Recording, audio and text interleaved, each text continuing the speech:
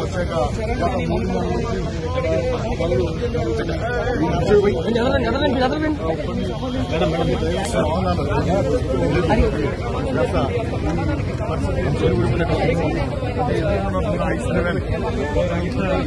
ప్రమాదం